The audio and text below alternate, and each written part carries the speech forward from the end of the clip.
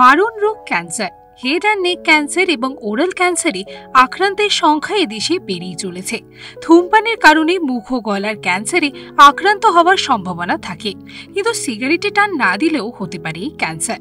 সাম্প্রতিক এক গবেষণায় দেখা গিয়েছে, যারা ধূমপান করেন না তাদের মধ্যে এই ধরনের ক্যান্সারে আক্রান্তের সংখ্যা বেশি। এর কারণ কি? কিভাবে বাঁচবেন এই মারণ রোগের কবল থেকে? মুখ ও গলার ক্যান্সারের মধ্যে প্রধানত রয়েছে মুখগহ্বর, গলা, নাক, ঘাড়, জিভ, গলার গ্রন্থির ক্যান্সার। 40 থেকে 60 বছর বয়স্ক মানুষদের মধ্যে এই ক্যান্সারের সম্ভাবনা বেশি। তবে 18 থেকে 25 বছর বয়সী ছেলেমেয়েরাও বিপদ সীমার বাইরে নেই, কিন্তু প্রাথমিক পর্যায়ে অনেকেই এই রোগের লক্ষণ চিহ্নিত করতে পারেন না।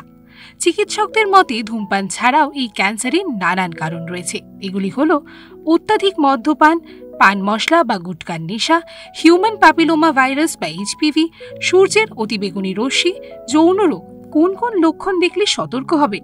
যদি গলায় ব্যথাহীন মাংসপিণ্ড হয় তাহলে সতর্ক হতে হবে। খাবার খেতে বা ঢোক গিলতে সমস্যা হলে সতর্ক হন।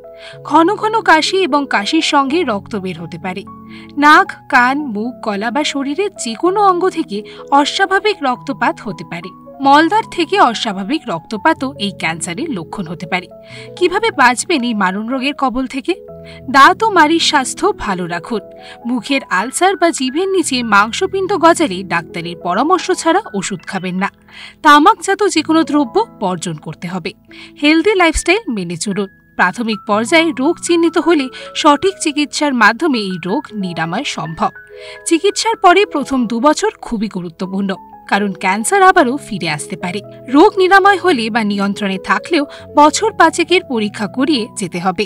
তবে সবটাই ডাক্তারের পরামর্শ মেনে করা উচিত। সুস্থ থাকুন, ভালো থাকুন। আজকের ভিডিওটি আপনাদের কেমন লাগলো জানাতে ভুলবেন না আমাদের কমেন্ট সেকশনে। এরকমই আরো ভিডিওস দেখার জন্য নজর রাখুন আমাদের চ্যানেলে।